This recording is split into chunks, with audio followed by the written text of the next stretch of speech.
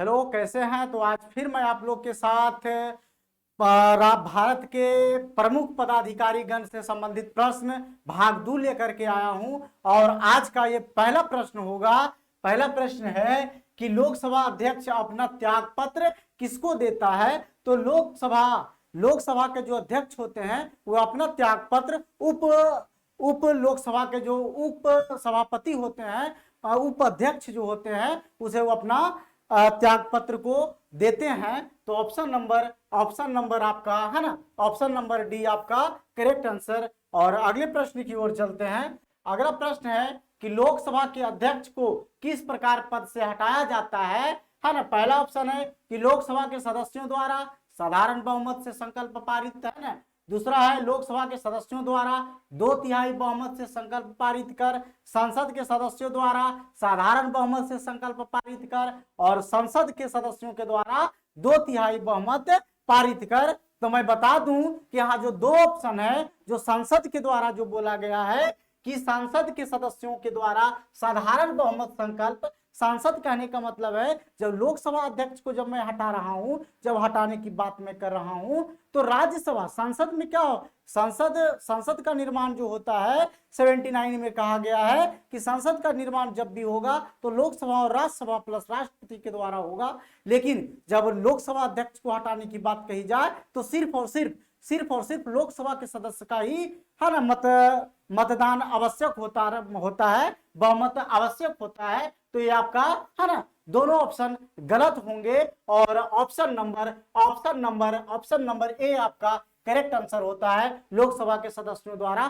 साधारण बहुमत से उन्हें संकल्प पारित करवाया जाता है। चलिए अगले प्रश्न की ओर चलते हैं। अगला प्रश्न है कि लोकसभा अध्यक्ष को प्रति माह वेतन के रूप में कितना रुपया मिलता है? तो मैं बता दूं कि लोकसभा अध्यक्ष को है ना वेतन के तौर पर 4 लाख रुपया प्रति माह के रूप में दिया जाता है। और लोकसभा के अध्यक्ष कैबिनेट मंत्री के स्तर है ना, कैबिनेट मंत्री के जो स्तर के जो भी मंत्री होते हैं, जो भी सुख सुविधाएं होती है, वो लोकसभा अध्यक्ष को दिए जाते हैं। तो ऑप्शन नंबर डी आपका करेक्ट आंसर होगा। ऑप्शन नंबर डी आपका करेक्ट आंसर होगा।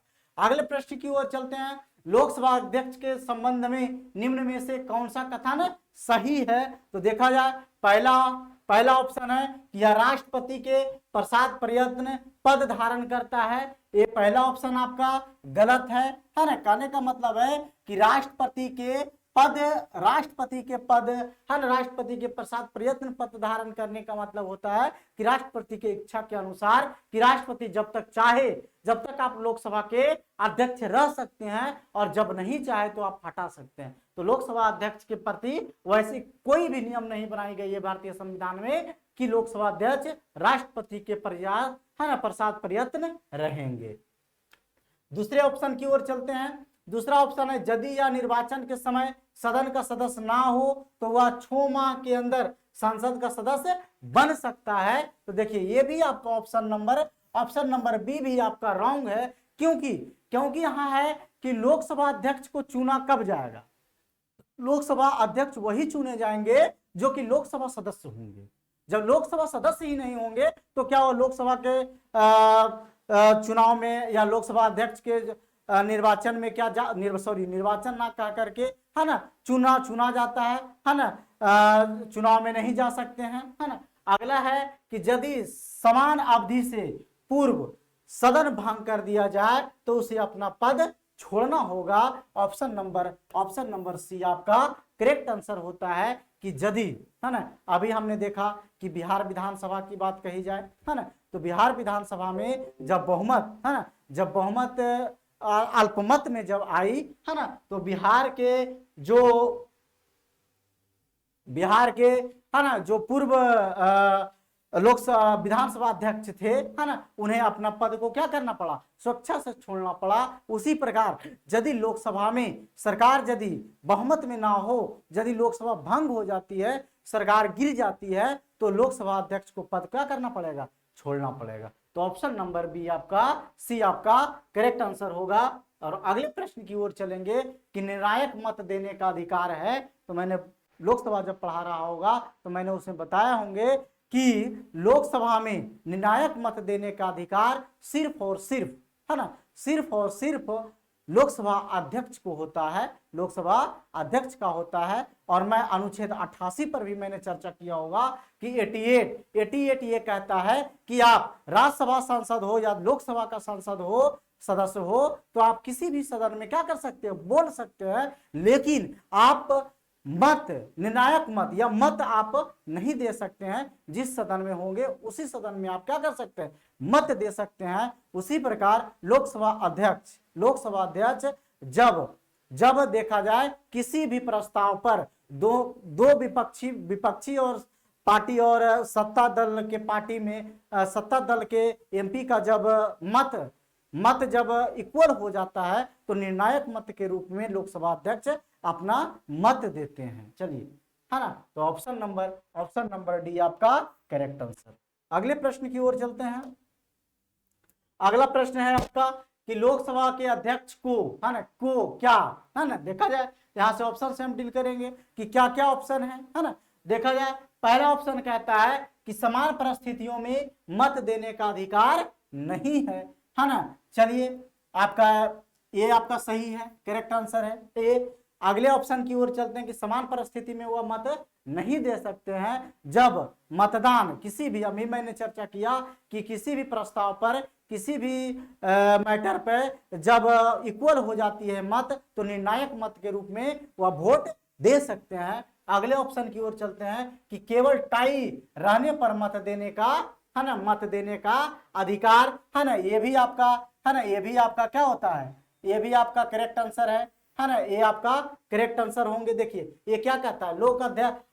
अगले प्रश्न की ओर चलते हैं कि संसद के अन्य सदस्य की भांति मत देने का अधिकार है, ये आपका ऑप्शन नंबर सी आपका गलत है। और संसद के सत्र में केवल एक बार मत देने का अधिकार है ना, ये भी आपका गलत है। और पहला ऑप्शन क्या कहता है कि समान परिस्थितियों में मत देने का अधिकार नहीं है ना, ये भी आपका, ये तो सही कहना है इनका कि समान, है ना, समान जब हो तो वह नहीं दे सकते हैं, सिर्फ और सिर्फ क्या दे सकते हैं, जब टाई कर जाए, है ना, जब किसी मैटर, किसी प्रस्ताव पर जब टाई कर जाए तो उस समय निर्णायक मत दे सकते हैं। तो ऑप्शन नंबर बी आपका करेक्ट आंसर है। चलिए अगले प्रश्न की ओर चलते हैं कि लोकसभा अध्यक्ष का, है ना, लोकसभा का अध्यक्ष किसको संबोधित लेख द्वारा अपना पद त्याग सकेगा, है ना, तो वह संबोधित किसे करेंगे, तो लोकसभा उपाध्यक्ष को अपने त्याग पत्र सौंपेंगे, है ना। चलिए अगला प्रश्न है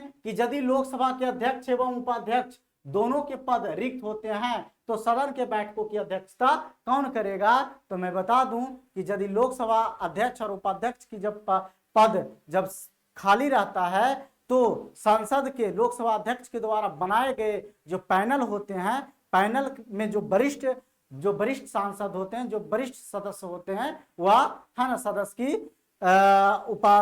की सदस्यता को संचालन करती है, लोकसभा के कार्यों का संचालन करती है। देखा जाए सदन द्वारा नामित सदस्य, लोकसभा का वरिष्ठतम सदस्य, सदन द्वारा अनुमोदित चेयरपर्सन के पैनल के, है ना, प्रथम सदस्य। तो ऑप्शन नंबर बी आपका करेक्ट आंसर। चलिए अगले प्रश्न की ओर चलते हैं। अगला है लोकसभा सचिवालय प्रत्यक्ष, है ना, पर्यवेक्षण के अधीन होते हैं, सेक्रेटरिएट जो होते हैं इनका, है ना, आपका संसदीय मंत्रालय के द्वारा होते हैं। Option number B. अगले प्रश्न की ओर चलते हैं। अगला प्रश्न है कि लोकसभा और राज्यसभा की संयुक्त बैठक की अध्यक्षता कौन करता है। मैंने बार बार इस चीज को चर्चा किया हूं और आप लोग बता सकते हैं।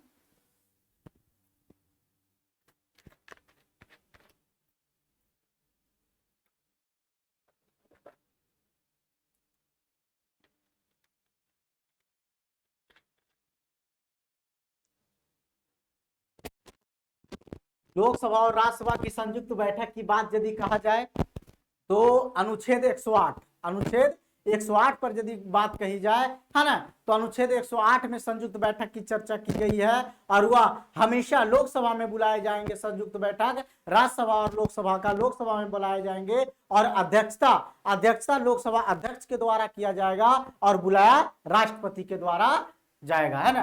तो आपका हो जाएगा ऑप्शन नंबर डी आपका करेक्ट आंसर।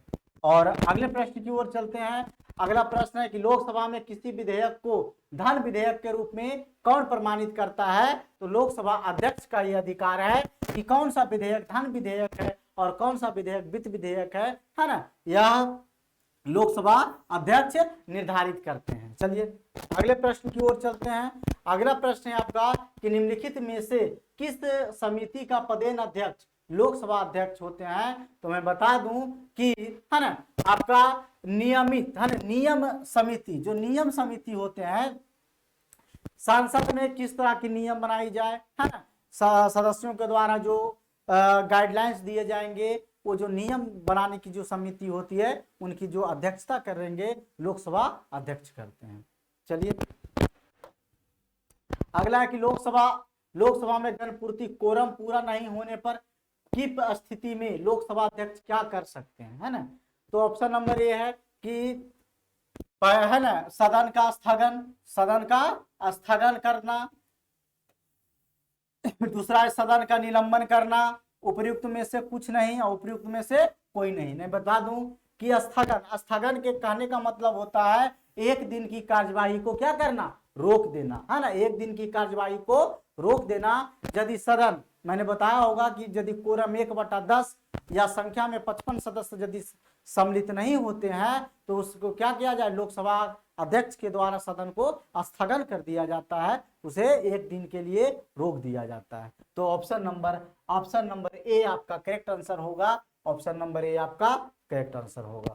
चलिए अगले प्रश्न की ओर चलते हैं। अगला प्रश्न है कि लोकसभा के महासचिव की नियुक्ति कौन करता है? तो लोकसभा की महासचिव की जो नियुक्ति होती है राष्ट्रपति के द्वारा किया जाता है, राष्ट्रपति के द्वारा किया जाता है। तो ऑप्शन नंबर सी आपका करेक्ट आंसर। अगले प्रश्न की ओर चलते हैं। अगला प्रश्न है कि संसद के संयुक्त अधिवेशन में किसी विधेयक पर निर्णायक मत देने का अधिकार किसे है? तो अभी मैंने बताया कि निर्णायक मत लोकसभा है ना अध्यक्ष के द्वारा है ना दिया जाता है। चलिए अगले प्रश्न की ओर चलते हैं। अगला प्रश्न है कि इसका निर्णय कौन करता है कि कोई विधेयक वित्त विधेयक है अथवा नहीं? तो मैंने अभी चर्चा किया कि कोई भी विधेयक धन विधेयक हो या वित्त विधेयक हो, इसकी जो निर्धारण करती है लोकसभा अध्यक्ष के द्वारा किया जाता है। लोकसभा अध्यक्ष या लोकसभा स्पीकर कह सकते हैं। ऑप्शन नंबर ए आपका सही आंसर है। चलिए अगले प्रश्न की ओर चलते हैं। किसी भी विधेयक को धन विधेयक होने का अंतिम निर्णय कौन देता है ना? तो अंतिम निर्णय लोकसभा अध्यक्ष के द्वारा दिया जाता है। ऑप्शन नंबर बी आपका सही आंसर। चलिए अगले प्रश्न की ओर चलते हैं कि लोकसभा का सचिवालय किसके प्रत्यक्ष पर्यवेक्षण का नियोजन में कार्य करता है? कहने का मतलब है लोकसभा का जो सचिवालय है वह किसके देखरेख में कार्य करता है ना, किसके देखरेख में कार्य करता है? तो लोकसभा के जो भी कार्य होंगे है ना, तो लोकसभा अध्यक्ष के द्वारा, लोकसभा के अध्यक्ष के ही निर्धारण, उनके ही है ना कंट्रोल में किया जाता है, उनके ही देखरेख में किया जाता है। तो ऑप्शन नंबर ए आपका करेक्ट आंसर। चलिए अगले प्रश्न की ओर चलते हैं। अगला प्रश्न है कि निम्नलिखित में से कौन सा लोकसभा अध्यक्ष के अधिकारों में नहीं है? देखिए ऑप्शन नंबर ए कहता है कि यह निश्चित करना कि कोई विधेयक धन विधेयक है अथवा नहीं, है ना, ये तो है ना, ये सही है। सदन की कार्यवाहियों को प्रक्रियाओं का कार्य संचालन करना, ये भी है ना, ये भी है आपका कि लोकसभा स्पीकर जो होंगे वह सदन के कार्यों का संचालन करेंगे, उनकी प्रतिक्रियाओं की है ना संचालन करेंगे, है ना, तो ये भी आपका क्या है, सही है। अगला है वाद विवाद एवं मतदान में भाग लेना या सदन की समितियों में सदस्यों की नियुक्ति करना, ये आपका है ना, ये भी आपका सही है। लेकिन ऑप्शन नंबर डी को देखा जाए कि सदन की जो समिति का जो सदस्यों की जो नियुक्ति करती है ना, वह कैबिनेट मंत्रियों के द्वारा किया जाता है। चलिए और मैं बता दूं कि वह प्रत्यक्ष है ना। चलिए यहाँ फिर से मैं चर्चा करता हूं कि जो सदन की जो समितियां होती है, या प्राक्कलन समिति हो या लोक लेखा समिति हो या उपक्रम समिति हो, है ना, या संसदीय मामला परिकरण समिति हो, कुछ भी हो, उसकी जो अध्यक्ष सदस्य की जो होती है सिंगल ट्रांसफरेबल वोट सिस्टम के द्वारा, मतदान के द्वारा किया जाता है। अगले प्रश्न की ओर चलते हैं कि संसद में कोई विधेयक धन विधेयक है या नहीं, इस पर अंतिम निर्णय कौन लेता है ना? तो लोकसभा अध्यक्ष लेते हैं। ऑप्शन नंबर बी आपका करेक्ट आंसर, करेक्ट आंसर। चलिए अगला है कि भारत में लोकसभा का अध्यक्ष मनोनीत किए जाते हैं, गलत है ना? ये आपका गलत है। चयनित किए जाते हैं, है ना? या निर्वाचित किए जाते हैं, गलत है। नियुक्त किए जाते हैं, गलत है। क्या किए जाते हैं? चयनित किए जाते हैं, चुने जाते हैं। ऑप्शन नंबर बी, है ना? ऑप्शन नंबर बी आपका correct answer, option number B आपका करेक्ट आंसर होगा। ऑप्शन नंबर बी आपका करेक्ट आंसर होगा। चयनित होने का मतलब होता है कि लोकसभा सदस्यों को के द्वारा ही किसी सदस्य को, है ना, अपने बीच में से ही लोकसभा अध्यक्ष का चुनाव किया जाता है, चयनित किया जाता है। चलिए